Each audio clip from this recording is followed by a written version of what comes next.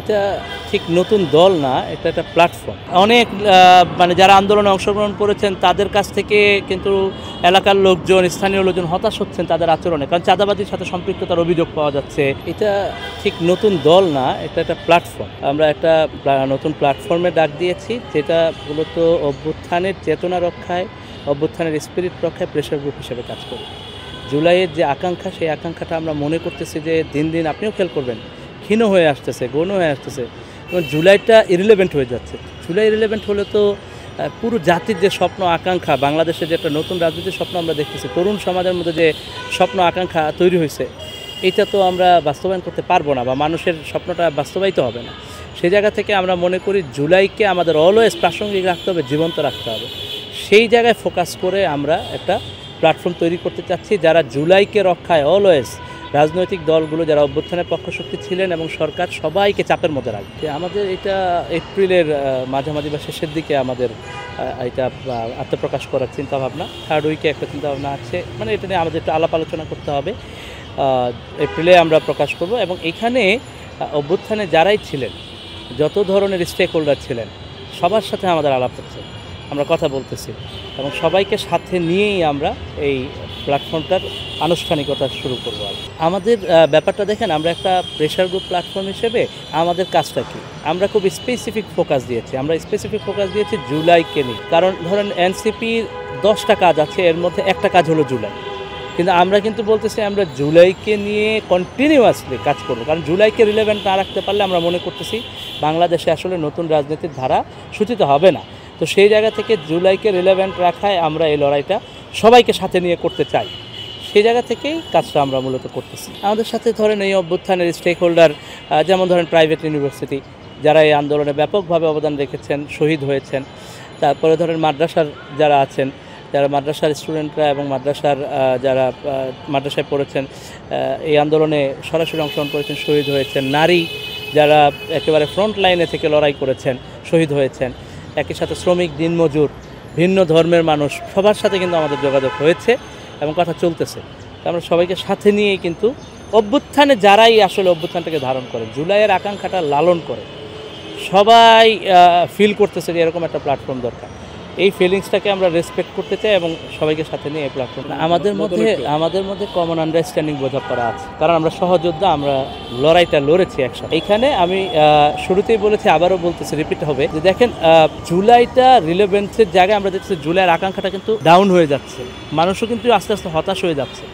সেইখানে আমরা মনে করি যে রাজনৈতিক দল তার অনেকগুলো কাজ, সেই কাজের মধ্যে জুলাই একটা এজেন্ডা হিসেবে আছে, কিন্তু জুলাই একটা এজেন্ডা মাত্র। আমরা জুলাইটাকে প্রাইম ফোকাসে রাখতে চাই, সেন্ট্রাল ফোকাসে রাখতে চাই, যে এইটাকে ফোকাস করে আমরা জুলাইকে নিয়ে প্রত্যেকটা ঘরে ঘরে যারা অভ্যুত্থানের সাথে ছিলেন, লালন করেছেন, সমর্থন করেছেন, আন্দোলনে অংশগ্রহণ করেছেন, সবার মধ্যে এই ফিলিংসটা দিতে চাই, কারণ আমাদের সবার মধ্যে এই স্বপ্নটা এক কমনলি তৈরি হয়েছে। অবশ্যই অনেক জায়গায় তো আমরা প্রত্যাশিত আচরণ পাচ্ছি না, অনেক যারা আন্দোলনে অংশগ্রহণ করেছেন তাদের কাছ থেকে কিন্তু এলাকার লোকজন, স্থানীয় লোকজন হতাশ হচ্ছেন তাদের আচরণে, কারণ চাঁদাবাজির সাথে সম্পৃক্ততার অভিযোগ পাওয়া যাচ্ছে, বিভিন্ন ধরনের অপরাধের সাথে সম্পৃক্ততার অভিযোগ পাওয়া যাচ্ছে। এগুলো অবশ্যই হতাশাব্যঞ্জক, কিন্তু আমরা চাই যে হলো জুলাইকে ধারণ করার জায়গাটা কি, জুলাইকে ধারণ করার জায়গাটা হলো আমরা বাংলাদেশটাকে এমন একটা জায়গায় পৌঁছাতে চাই যেখানে মানবিক মর্যাদা এবং সাম্প্রদায়িক সম্প্রীতির জায়গা থাকবে, সোশ্যাল হারমোনি থাকবে, সবাই শান্তিপূর্ণভাবে নিরাপত্তার সাথে এবং সসম্মানে নিজের মতের সাথে আমরা চলতে পারবো, একসাথে লড়াইটা করতে পারবো। যেভাবে করে অভ্যুত্থানে কিন্তু আপনি কোন মতের, আমি কোন মতের, আরেকজন কোন মতের, এটা ম্যাটার করে নাই, আমরা কিন্তু একসাথে বাংলাদেশের স্বার্থে লড়াইটা করেছি।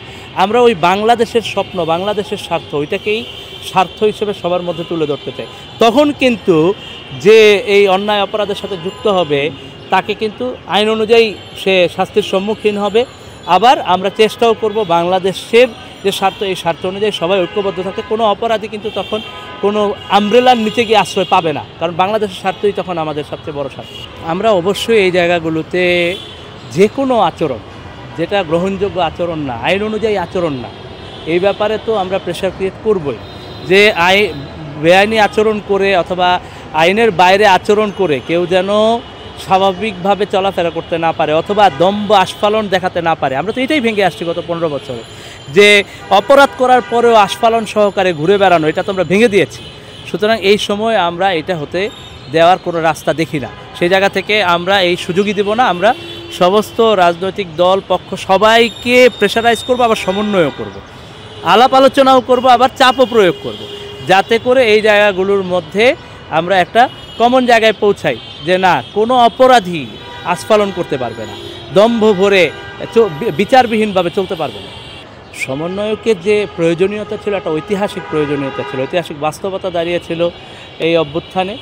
এই অভ্যুত্থানে ব্যাপক ভূমিকা রেখেছেন সমন্বয়করা, সারা দেশে বিভিন্ন জায়গায় সমন্বয়ক আন্দোলন নিয়ে সামনে থেকেছেন, রিস্ক নিয়েছেন। সুতরাং এই পরিচয়টা সম্মানের, মর্যাদার, এইটা অপব্যবহার করার অধিকার ওই ব্যক্তিরও নাই। কারণ সমন্বয়ক, সহসমন্বয়ক, এই পরিচয়টা এই আন্দোলনের জন্য মর্যাদার ব্যাপার। তো আমি বলবো যে এই পরিচয়কে ব্যবহার করে অপরাধ করলে সে ছাড় পাবে, এটা মনে করার কোনো কারণ নেই। যারা যেখানে এইসব অপরাধের সাথে যুক্ত হচ্ছেন, ওনারা সঠিকভাবে যেন আইনের আশ্রয়ে, আইনের বিচারের মুখোমুখি হন, এটা তো বলবোই। একই সাথে বলবো যে এই পরিচয়ের যে সম্মান, এই পরিচয়ের যে মর্যাদা, এই জায়গাটা যেন আমরা ফিল করি এবং যারা আছেন ওনারা যেন ফিল করেন, তাহলে এই পরিচয়টাকে আমরা আপন করে রাখতে পারবো।